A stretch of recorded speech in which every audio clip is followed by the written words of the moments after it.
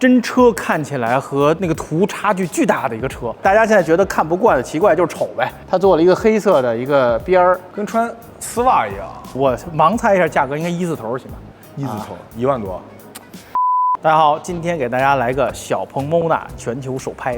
说实话，这车是我过去很长一段时间以来见到的唯一一个真车看起来和那个图差距巨大的一个车啊！很多人都在说这个车丑啊，或者怎么样。我今天见到真车了，差异还挺大啊！包括这个人他也没看懂，他在我后边拍，他非得要跟我一块儿，他说让我给他讲讲这个设计，要偷师一下。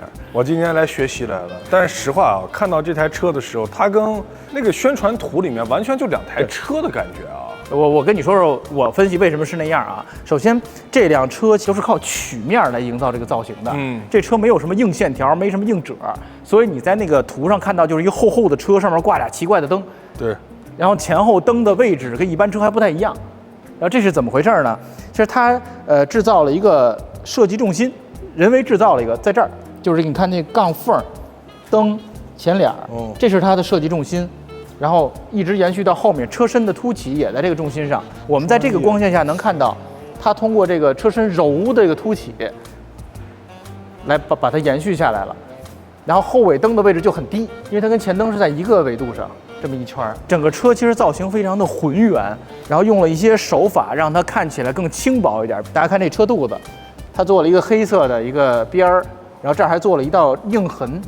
这样让它就瘦了，就薄了，让大家看车的重心也会上升到这儿。做这个黑色的边是为什么？让它看起来更轻薄。你想想，如果是一个大弧面一直到下面，这车得多厚看着？哦，这样就瘦了，就跟你健身一样，就瘦了，跟穿丝袜一样。这是吧？你看这块很多大弧面，然后这一大穹顶做下来，然后这个也是为了风阻，0.19的分阻系数。对，目前也是全球电车里面分阻系数最低的车型了。哦，这是为了破风的。对，这个车的前唇这儿还做了一个可打开的进气的这口，我觉得这还挺有意思的。一般车企就会把它做成小细条了，偷偷打开。对，这个是一个明显的一个装饰，我觉得打开比不打开好看。打开会看前脸更运动一点。对，这么看稍微有点堵哈。如果它是死的话，你想这也太宽了就。对。但是它这个东西一方面显得科技运动，同时让车头看着也薄了。打到这儿的话，车头就很薄了。白哥，说实话啊，前脸我觉得还可以，但是这尾巴确实啊，就感觉很奇怪，就是我说不上来。我替你直接说呗，大家现在觉得看不惯的奇怪就是丑呗，是吧？也不是丑，就是这种审美，我现在我没有在别的车上见过。我跟你讲讲这怎么回事。首先刚才聊了，它的一圈设计重心都在这儿。然后它用了一个跟前头几乎长得一样的灯，它这是010，就是咱们数码时代嘛，010嘛。尾灯的形状跟前灯几乎一样，而且高度也几乎一样，它比一般车尾灯低，所以你看起来就有点怪。还有一个怪的点，一般车后备箱的开缝是不是这么开？对啊，这车这么开，侧着开的，这是有目的的。一方面是造型上营造了这个圆圆的这个感觉，一般车后备箱盖不是方嘛，它这个很圆，对，同时它有实用性，你看。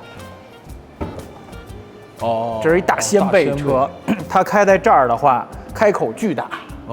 就装东西的时候，这个开口能大不少。哇，确实啊，这后备箱空间超级大，所以这车设计挺有意思的。而且是一掀背车，从造型上你看不出来哈，这个比三厢车实用多了，我觉得。对。然后后尾也是做这种减薄设计，所以这些黑色的这些边是为了让这个车看起来更薄一点。这个老手法了，138的宝马7系就这么干，30多年前就这么干，底下有一大黑边，让车身带色的。那我的那个捷达不也是那样的吗？捷达后面不是有个大黑边吗？原来如此，是这么个目的。所以整个这车的设计，如果您看真的，我觉得比公告图好看多了。公告图失去立体感了。这个车的那种感觉是越看越耐看那种，属于耐看型。第一眼看你会觉得好像在市面上找不到它的同类。这么大的斜面的尾巴，这么低的后尾灯，这种设计没怎么出现过，所以有点怪。是，稍微有点怪。这后面那个造型是不是有点像猎装车的感觉啊？对，是吧？一个大溜背，然后它还做了一个肩膀，你看这个都是照片上看不出来的，看不出来，照片上没有这个肩膀。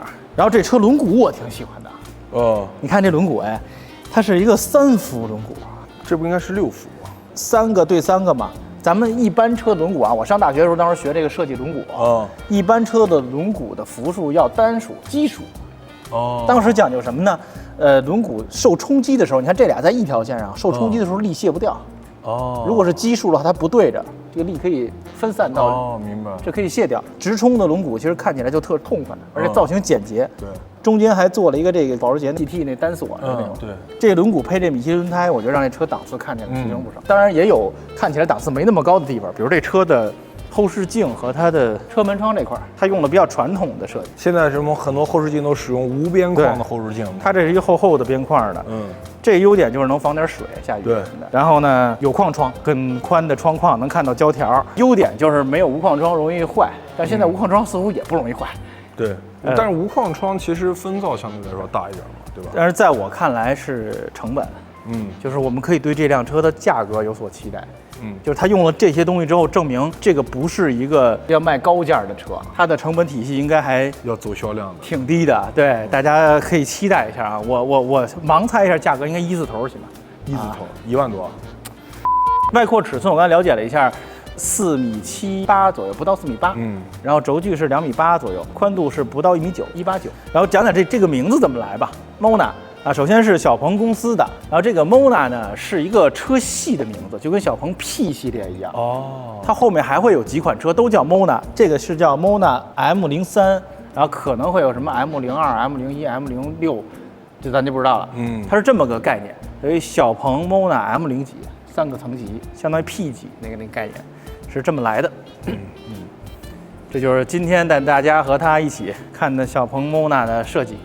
如果说满分是10分的话，你在20万价位里面，你觉得能给这个 M03的设计能打几分？首先设计没有绝对分数，就是站在你个人的视角，在我看来啊，首先它是有设计魄力，有自己想法的，甚至于他的想法会让你看不惯，会觉得它丑，这样的设计就值得尊重的，他没有仿任何人，你不能说这车仿任何人，这没有，确实对吧？